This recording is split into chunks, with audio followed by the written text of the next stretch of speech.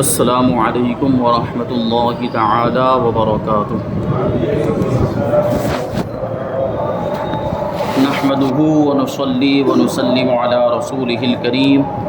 اما بعد فاعوذ باللہ من الشیطان الرجیم، بسم اللہ الرحمن الرحیم۔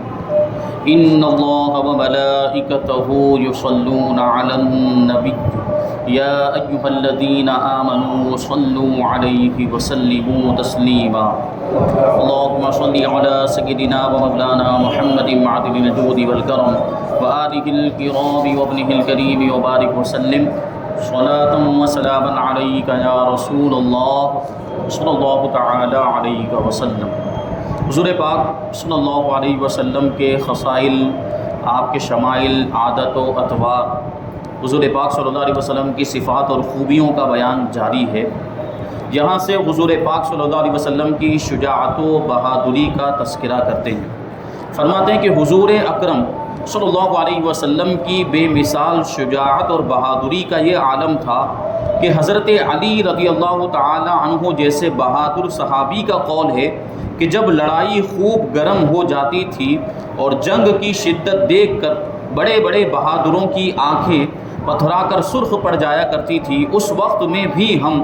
رسول اللہ صلی اللہ علیہ وسلم کے پہلو میں کھڑے ہو کر اپنا بچاؤ کیا کرتے تھے۔ یعنی سارے بہادر ایسے موقع پر ان کی کیفیت کچھ الگ ہو جاتی، تبدیلی آ جاتی، لیکن حضور پاک صلی اللہ علیہ وسلم ایسے موقع پر بھی بہادری اور شجاعت کا پہاڑ بنے ہوئے میدان میں کھڑے رہتے۔ اور حضرت علی کہتے ہیں کہ ہم حضور کے بچاؤ میں، حضور کے پہلو میں آ کر اپنا بچاؤ کرتے تھے، یعنی حضور صلی اللہ علیہ وسلم کی ذات کو اپنے لیے آڑ بناتے، اور آپ ہم سب لوگوں سے زیادہ آگے بڑھ کر اور دشمنوں کے بالکل قریب پہنچ کر جنگ فرماتے تھے۔ اور ہم لوگوں میں سب سے زیادہ بہادر وہ شخص شمار کیا جاتا تھا جو جنگ میں رسول اللہ صلی اللہ علیہ وسلم کے قریب رہ کر دشمنوں سے لڑتا تھا۔ حضرت عبداللہ ابن عمر رضی اللہ تعالی عنہما فرمایا کرتے تھے کہ حضور صلی اللہ علیہ وسلم سے زیادہ بہادر اور طاقتور، سخی اور پسندیدہ میری آنکھوں نے کبھی کسی کو نہیں دیکھا۔ حضرت براء ابن عازب اور دوسرے صحابہ اکرام رضی اللہ تعالی عنہم نے بیان فرمایا ہے کہ جنگ حنین میں 12,000 مسلمانوں کا لشکر کفار کے حملوں کی تاب نہ لا کر بھاگ گیا تھا، اور کفار کی طرف سے لگاتار تیروں کا میہ برس رہا تھا، یعنی تیروں کی برسات ہو رہی تھی۔ اس وقت میں بھی رسول اللہ صلی اللہ علیہ وسلم ایک قدم بھی پیچھے نہیں ہٹے، بلکہ اپنے سفید خچر پر سوار تھے، اور حضرت ابو سفیان بن حارث رضی اللہ تعالیٰ عنہ آپ کی خچر کی لگام پکڑے ہوئے تھے، اور آپ اکیلے دشمنوں کے دل بادل لشکروں کے ہجوم کی طرف بڑھتے چلے جا رہے تھے، اور رجز کے یہ کلمات زبان اقدس پر جاری تھے، یعنی یہ شعر حضور پاک صلی اللہ علیہ وسلم پڑھتے جا رہے تھے: انا النبی لا کذب، انا ابن عبد المطلب، میں نبی ہوں اور یہ جھوٹ بات نہیں ہے، اور میں عبد المطلب کا بیٹا ہوں۔ یہ حضور پاک صلی اللہ علیہ وسلم کی بہادری۔ اب حضور کی طاقت کے بارے میں بتاتے ہیں۔ حضور پاک صلی اللہ علیہ وسلم کی جسمانی طاقت بھی حد اعجاز کو پہنچی ہوئی تھی، یعنی حضور کی طاقت اور قوت بھی یہ معجزانہ شان رکھتی تھی، یہ بھی حضور کا ایک معجزہ، اور آپ نے اپنی اس معجزانہ طاقت و قوت سے ایسے محیر العقول کارناموں اور کمالات کا مظاہرہ فرمایا کہ عقل انسانی اس کے تصور سے حیران رہ جاتی ہے۔ اور جہاں تک انسان کی عقل نہ پہنچ سکے، نبی سے کوئی ایسی چیز ظاہر ہو جو عقل میں نہ آ سکے، عقل اس کے سامنے عاجز ہو جائے، اسی کو تو معجزہ کہا جاتا ہے۔ تو حضور کی طاقت اور قوت کا بھی یہی عالم۔ حضرت ام المؤمنین عائشہ صدیقہ رضی اللہ تعالی عنہا فرماتی ہیں، اگرچہ وہ ایک مخصوص چیز کے بارے میں، لیکن ام المؤمنین نے فرمایا کہ حضور پاک صلی اللہ علیہ وسلم 40 آدمیوں کے برابر طاقت و قوت رکھتے تھے۔ غزوہ احزاب کے موقع پر صحابہ کرام جب خندق کھود رہے تھے، خندق جو آپ کو واقعہ اس سے پہلے غزوہ خندق کا آپ کو سنایا گیا، اس سے پہلے آیا کہ مدینہ منورہ کے ارد گرد ایک بہت بڑی خندق کھودی گئی تھی، اور اس میں بڑا ٹائم لگا تھا، بڑی محنت لگی تھی، اور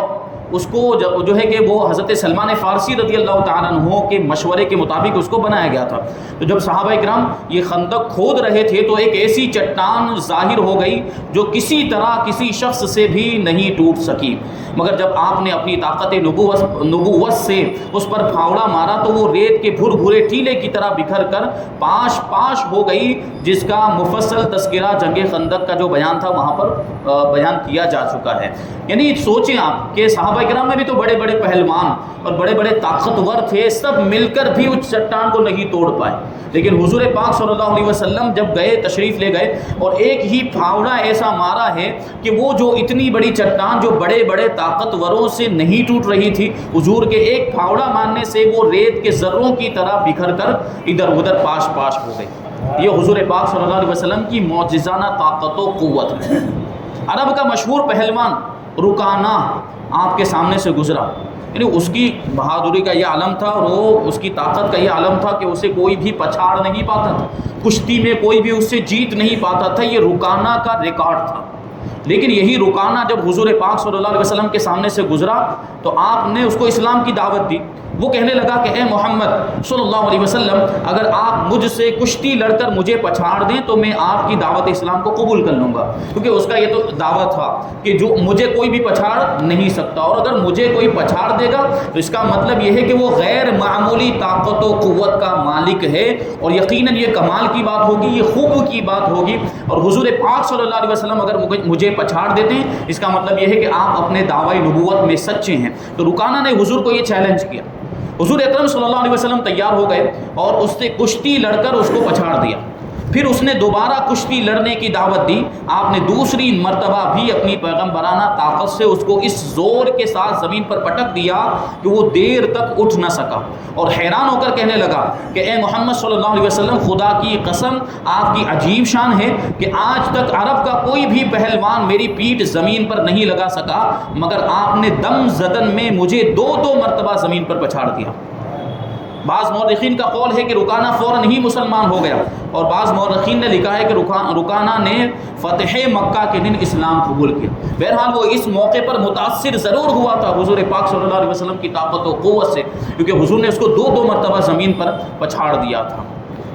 اسی رکانہ کا بیٹا یزید بن رکانہ بھی مانا ہوا پہلوان تھا۔ یہ 300 بکریاں لے کر بارگاہ نبوت میں حاضر ہوا اور کہا کہ اے محمد صلی اللہ علیہ وسلم، آپ مجھ سے کشتی لڑیں۔ آپ نے فرمایا کہ اگر میں نے تم کو پچھاڑ دیا تو تم کتنی بکریاں مجھے انعام میں دو گے؟ اس نے کہا کہ 100 بکریاں میں آپ کو دے دوں گا۔ حضور پاک صلی اللہ علیہ وسلم کشتی لڑنے کے لیے تیار ہو گئے اور اس سے ہاتھ ملاتے ہی اس کو زمین پر پٹک دیا، اور وہ حیرت سے آپ کا منہ تکنے لگا، اور وعدے کے مطابق 100 بکریاں اس نے آپ کو دے دی۔ پھر دوبارہ اس نے کشتی لڑنے کے لیے چیلنج دیا۔ آپ نے دوسری مرتبہ بھی اس کی پیٹھ زمین پر لگا دی، یعنی اس کو زمین پر پچھاڑ دیا۔ اس نے پھر 100 بکریاں آپ کو دے دی۔ پھر تیسری مرتبہ اس نے کشتی کے لیے للکارا، آپ نے اس کا چیلنج قبول فرما لیا، اور کشتی لڑ کر اس زور کے ساتھ اس کو زمین پر دے مارا کہ وہ چت ہو گیا۔ اس نے باقی 100 بکریوں کو بھی آپ صلی اللہ علیہ وسلم کی خدمت میں پیش کر دیا، مگر کہنے لگا کہ اے محمد صلی اللہ علیہ وسلم، سارا عرب گواہ ہے کہ آج تک کوئی پہلوان مجھ پر غالب نہیں آ سکا، مگر آپ نے 3 بار جس طرح مجھے کشتی میں پچھاڑا ہے، اس سے میرا دل مان گیا کہ یقیناً آپ خدا کے نبی ہیں۔ یہ کہا اور کلمہ پڑھ کے دامن اسلام میں آ گیا۔ حضور پاک صلی اللہ علیہ وسلم اس کے مسلمان ہو جانے سے بے حد خوش ہوئے اور اس کی 300 بکریوں کو اسے واپس لوٹا دیا۔ یہ حضور پاک صلی اللہ علیہ وسلم کی طاقت و قوت ہے۔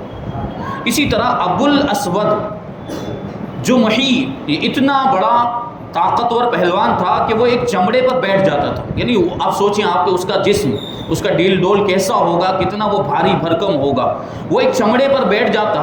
اور 10 پہلوان اس چمڑے کو کھینچتے، اس کے نیچے سے اس چمڑے کو کھینچنے کی کوشش کرتے تاکہ وہ چمڑا اس کے نیچے سے نکل جائے، مگر وہ چمڑا پھٹ کر ٹکڑے ہو جانے کے باوجود اس کے نیچے سے نکل نہیں سکتا تھا۔ ایسا وہ پہلوان تھا، اور ایسا جسم و جسامت والا، جسم و جستہ والا وہ ہوگا۔ آپ سوچیں کہ کتنا وزن دار اور کیسا بھاری بھرکم وہ پہلوان ہوگا۔ اس نے بھی بارگاہ اقدس میں آ کر یہ چیلنج دیا کہ اگر آپ مجھے کشتی میں پچھاڑ دیں تو میں مسلمان ہو جاؤں گا۔ حضور پاک صلی اللہ علیہ وسلم اس سے کشتی لڑنے کے لیے کھڑے ہو گئے اور اس کا ہاتھ پکڑتے ہی اس کو زمین پر پچھاڑ دیا۔ وہ آپ کی اس طاقت نبوت سے حیران ہو کر فوراً ہی مسلمان ہو گئے۔ اب حضور پاک صلی اللہ علیہ وسلم کی سخاوت کا ذکر کرتے ہیں۔ حضور اقدس صلی اللہ علیہ وسلم کی سخاوت یہ محتاج بیان نہیں ہے۔ حضرت عبداللہ ابن عباس رضی اللہ تعالی عنہما کا بیان ہے کہ نبی کریم صلی اللہ علیہ وسلم تمام انسانوں سے زیادہ بڑھ کر سخی تھے، سخاوت کرنے والے تھے۔ خصوصاً ماہ رمضان میں آپ کی سخاوت اس قدر بڑھ جاتی تھی کہ برسنے والی بدلیوں کو اٹھانے والی ہواؤں سے بھی زیادہ آپ سخی ہو جاتے تھے۔ حضرت جابر ابن عبداللہ رضی اللہ تعالی عنہما فرماتے کہ حضور اقدس صلی اللہ علیہ وسلم نے کسی سائل یعنی کسی مانگنے والے کے جواب میں خواہ وہ کتنی ہی بڑی چیز کا سوال کیوں نہ کرے، آپ نے لا یعنی نہیں کا لفظ زبان پر نہیں لایا۔ یعنی کسی بھی سائل کو کبھی بھی حضور نے منع نہیں فرمایا، چاہے وہ کتنی بھی بڑی چیز مانگ۔ اگر حضور پاک صلی اللہ علیہ وسلم کے پاس ہوتا تو آپ خود ہی اپنے پاس سے عطا فرما دیتے، اور اگر حضور پاک صلی اللہ علیہ وسلم کے پاس وہ چیز نہ ہوتی جو سائل نے مانگی تو دوسرے صحابہ کرام سے حضور پاک صلی اللہ علیہ وسلم ارشاد فرماتے، صحابہ کرام کو حکم دیتے اور صحابہ کرام اس کا انتظام کر دیا کرتے تھے۔ لیکن کبھی بھی کسی سائل کو حضور پاک صلی اللہ علیہ وسلم نے منع نہیں کیا۔ نہیں کا لفظ، لا کا لفظ حضور پاک صلی اللہ علیہ وسلم کی زبان اقدس پر نہیں آیا۔ یہی وہ مضمون ہے جس کو فرزدق شاعر نے کیا خوب کہا ہے کہ ما قال لا قط الا فی تشہدہ لولا التشہد کانت لاؤہ نعم۔ اور اسی کا ترجمہ کسی فارسی کے شاعر نے اس طرح کیا ہے کہ نہ رفت لا و زبان مبارکش ہرگز مگر در اشہد ان لا الہ الا اللہ۔ یعنی حضور پاک صلی اللہ علیہ وسلم نے کسی سائل کے جواب میں لا کا لفظ نہیں فرمایا، بلکہ ہمیشہ نعم یعنی ہاں ہی کہا، مگر کلمہ شہادت میں لا یہ نہیں کا لفظ ضرور آپ کی زبان مبارک پر آتا ہے۔ کلمہ شہادت ہم پڑھتے ہیں کہ اشہد ان لا الہ، اس میں لا آتا ہے۔ لا کا مطلب ہوتا ہے نہیں۔ تو ہم جب وہ کلمہ شہادت پڑھتے ہیں یا جو ہے کہ کلمہ طیبہ پڑھتے ہیں لا الہ الا اللہ، تو اس میں بھی لا آتا ہے۔ یہ بھی لا جو ہے وہ نفی کے لیے، اس کا مطلب یہ ہوتا ہے کہ اللہ کے سوا کوئی بھی معبود نہیں ہے۔ تو صرف جب کلمہ پڑھتے تھے حضور پاک صلی اللہ علیہ وسلم یا تشہد پڑھتے تھے، اسی میں یہ لا کا لفظ آپ کی زبان مبارک پر آتا تھا، ورنہ جب کوئی سائل مانگنے آتا تھا، کوئی بھی کچھ بھی حضور پاک صلی اللہ علیہ وسلم کی بارگاہ سے سوال کرتا تو حضور اس کو لا نہیں فرماتے تھے۔ صرف کلمے میں ہی لا آتا تھا، اس کے علاوہ کبھی بھی لا نہیں آتا۔ اور اگر کلمہ شہادت میں لا کہنے کی ضرورت نہ ہوتی تو اس میں بھی لا نہیں، لا کی جگہ پر آپ نعم ہی فرماتے، یعنی نہیں کی جگہ پر یہاں پر بھی ہاں فرماتے، لیکن وہاں تو لا کہنا ہی پڑے گا کیونکہ وہاں تو اللہ کی وحدانیت کی گواہی دینی ہے اور وہاں وہ ضروری ہے۔ اس وجہ سے حضور پاک صلی اللہ علیہ وسلم جب کلمہ شہادت پڑھتے تھے، تشہد پڑھتے تھے یا جو ہے کہ کلمہ طیبہ پڑھتے تھے تو اس میں لا حضور کی زبان اقدس پر آتا تھا۔ حضور اقدس صلی اللہ علیہ وسلم کی سخاوت کسی سائل کے سوال ہی پر محدود اور منحصر نہیں تھی، یعنی ایسا نہیں تھا کہ کسی نے مانگا تو دیا، اگر کوئی نہیں مانگتا تو نہیں دیتے، بلکہ بغیر مانگے ہوئے بھی آپ نے لوگوں کو اس قدر زیادہ مال عطا فرما دیا کہ عالم سخاوت میں اس کی مثال نادر و نایاب ہے۔ آپ کے بہت بڑے دشمن امیہ بن خلف کافر کا بیٹا سفیان بن امیہ جب مقام جعیرانہ میں حاضر دربار ہوا تو آپ نے اس کو اتنی کثیر تعداد میں اونٹوں اور بکریوں کا ریوڑ عطا فرما دیا کہ 2 پہاڑیوں کے درمیان کا میدان بھر گیا۔ اور سوچے کتنی بکریاں ہوں گی اور کتنے اونٹ ہوں گے۔ ایک آدمی کو، وہ بھی دشمن کا بیٹا ہے اور ابھی وہ بھی مسلمان نہیں ہوئے تھے، صفوان بن امیہ رضی اللہ تعالیٰ عنہ بعد میں مسلمان ہوئے، اس وقت تک وہ مسلمان نہیں، لیکن حضور پاک صلی اللہ علیہ وسلم کی سخاوت کا عالم، اتنی زیادہ بکریاں اور اونٹ عطا فرما دیے کہ 2 پہاڑوں کے درمیان کا راستہ بھر گیا۔ چنانچہ صفوان مکہ جا کر چلا کر اپنی قوم سے یہ کہنے لگا کہ اے لوگو دامن اسلام میں آ جاؤ کہ محمد صلی اللہ علیہ وسلم اس قدر زیادہ مال عطا فرماتے ہیں کہ فقیری اور محتاجی کا کوئی اندیشہ ہی باقی نہیں رہتا۔ اس کے بعد پھر صفوان خود بھی مسلمان ہو گئے۔ بہرحال آپ کے جود و نوال اور سخاوت کے احوال اس قدر عظیم المثال یعنی بے مثل و مثال اور اتنے زیادہ ہیں کہ اگر ان کا تذکرہ پورا یہاں پہ بیان کیا جائے تو بہت سی کتابوں کا انبار ہو سکتا ہے، مگر اس سے پہلے کے بیانات میں اور دروس میں ہم جتنا اور جس قدر بیان کر چکے ہیں وہ سخاوت نبوت کو سمجھنے کے لیے کافی ہے۔ خدا بند کریم ہم سب مسلمانوں کو حضور پاک صلی اللہ علیہ وسلم کے اس کی سیرت مبارکہ پر زیادہ سے زیادہ عمل کرنے کی توفیق عطا فرمائے۔ اب یہاں سے حضور پاک صلی اللہ علیہ وسلم کے اسماء مبارکہ، حضور کے مقدس اور مبارک پاکیزہ ناموں کا ذکر کرتے ہیں کہ عرب کا مشہور مقولہ ہے کہ کثرت الاسماء تدل علی شرف المسمى، یعنی کسی چیز کے ناموں کا بہت زیادہ ہونا یہ اس بات کی دلیل ہوا کرتی ہے کہ وہ چیز عزت و شرف والی۔ حضور پاک صلی اللہ علیہ وسلم کے نام بھی آپ جانتے ہیں کثرت کے ساتھ، حضور پاک صلی اللہ علیہ وسلم کے صفاتی نام یہ بہت زیادہ ہیں۔ اس کا مطلب کیا ہے کہ حضور پاک صلی اللہ علیہ وسلم کی عظمت و شان بھی اتنی ہی نرالی اور بلند و بالا ہے۔ حضور اقدس صلی اللہ علیہ وسلم کو چونکہ خلاق عالم جل جلالہ نے اس قدر اعزاز و اکرام اور عزت و شرف سے سرفراز فرمایا ہے کہ آپ امام النبیین ہیں، نبیوں کے بھی امام، سید المرسلین ہیں یعنی نبیوں کے رسولوں کے سردار ہیں، اور محبوب رب العالمین ہیں۔ اس لیے آپ کے اسماء مبارکہ اور القاب بھی بہت زیادہ ہیں۔ حضرت جبیر بن مطعم رضی اللہ تعالیٰ عنہ روایت کرتے ہیں کہ حضور پاک صلی اللہ علیہ وسلم نے فرمایا کہ میرے 5 نام ہیں، میں محمد اور احمد ہوں، اور میں ماحی ہوں کہ اللہ تعالیٰ میری وجہ سے کفر کو مٹاتا ہے، اور میں حاشر ہوں کہ میرے قدموں پر سب لوگوں کا حشر ہوگا، اور میں عاقب ہوں یعنی سب سے آخری نبی ہوں۔ محمد صلی اللہ علیہ وسلم کا تو مطلب آپ لوگ جانتے ہیں، تقریباً اس سے پہلے بھی بیان کیا جا چکا۔ محمد کا مطلب وہ ہوتا ہے کہ جس کی بہت زیادہ تعریف کی گئی، کیونکہ حضور پاک صلی اللہ علیہ وسلم کی تعریف جب سے دنیا بنی تب سے ہوتی ہی آ رہی ہے اور قیامت تک ہوتی ہی رہے گی۔ اس وجہ سے آپ کو محمد کہا جاتا ہے، اور اللہ تبارک و تعالیٰ نے حضرت عبد المطلب کے دل میں یہ بات ڈالی کہ وہ اپنے پوتے کا نام محمد رکھیں، کیونکہ حضور پاک صلی اللہ علیہ وسلم کی تعریف ہو رہی ہے اور ہوتی رہے گی، اس وجہ سے یہ نام حضور پاک صلی اللہ علیہ وسلم کے لیے انتہائی مناسب تھا۔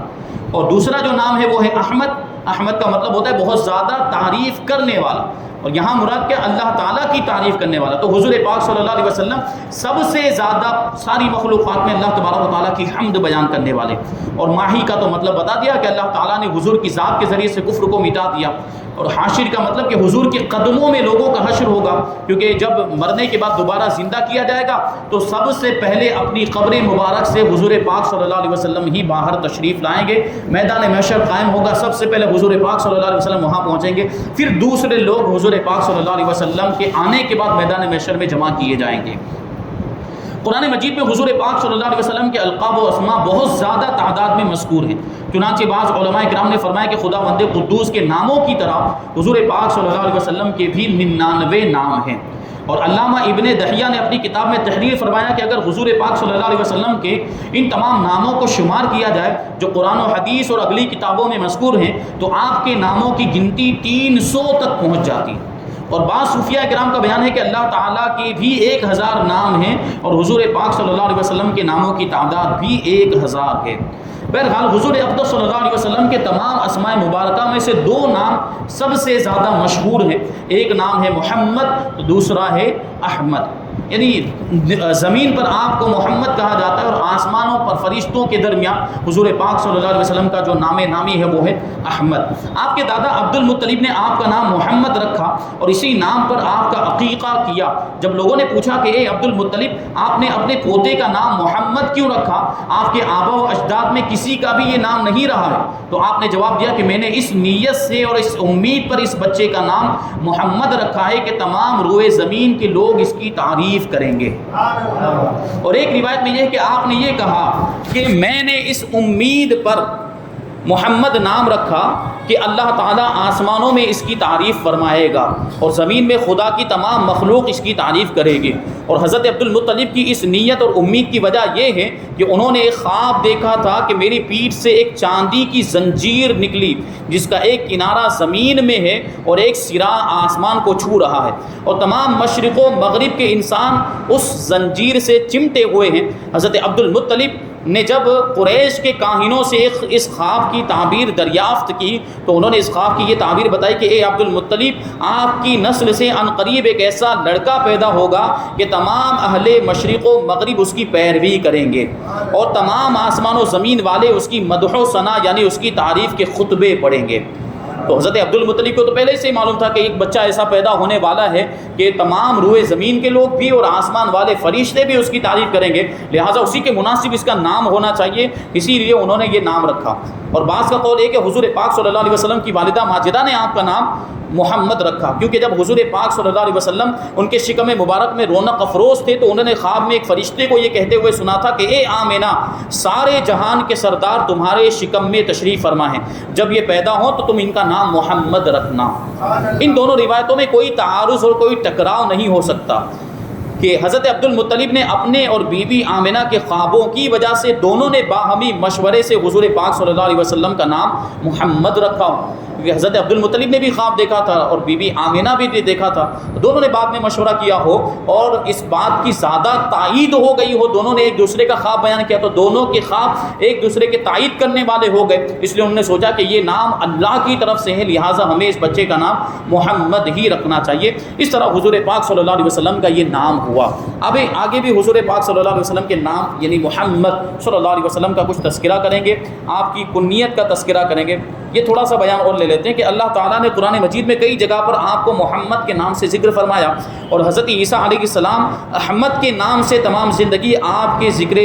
جمیل کا ڈنکا بجاتے رہے، چنانچہ قرآن مجید میں ہے کہ وہ مبشرا برسول یأتی من بعد اسمہ احمد، حضرت عیسیٰ علیہ السلام یہ خوشخبری سناتے ہوئے تشریف لائے تھے کہ میرے بعد ایک رسول تشریف لانے والے ہیں جن کا نام نامی اسم گرامی احمد ہے۔ آپ کی مشہور کنیت ابو القاسم ہے، چنانچہ بہت سی حدیثوں میں آپ کی یہ کنیت مذکور ہے، مگر حضرت انس رضی اللہ تعالیٰ عنہ نے روایت کیا کہ آپ کی کنیت ابو ابراہیم بھی ہے، کیونکہ آپ کے ایک صاحبزادے کا نام ابراہیم تھا۔ چنانچہ حضرت جبریل علیہ السلام نے حضور پاک صلی اللہ علیہ وسلم کو ان لفظوں کے ساتھ سلام کیا، السلام علیک یا ابا ابراہیم، یعنی اے ابراہیم کے والد آپ پر سلام ہو۔ یہ حضور کے نام اور حضور کی کنیت کا ذکر ہوا۔ اب یہاں سے طب نبوی، بہت ہی دلچسپ بیان اب یہاں سے شروع ہوگا۔ طب نبوی کا مطلب کیا ہوتا ہے کہ حضور پاک صلی اللہ علیہ وسلم نے علاج کے طور پر کچھ چیزیں بتائی تھی اور کچھ چیزوں کے فوائد کہ یہ چیز اگر استعمال کی جائے تو یہ فائدہ ہوگا، تو وہ ساری چیزیں انشاءاللہ جو ہے کہ یہاں پر ہم حضور نے جو دوائیں بتائی، حضور نے جو علاج بتائی، یہ بھی تو جاننا ضروری ہے، اور بہت ہی پیاری چیز اور بہت ہی دلچسپ چیز ہے۔ انشاءاللہ اس کو ہم آئندہ درس میں شامل کریں گے۔ اللہ تبارک و تعالیٰ کی بارگاہ میں دعا ہے کہ جو کچھ بھی بیان ہوا اس پر ہم سب کو عمل کرنے کی توفیق عطا فرمائے۔ وما علینا الا البلاغ۔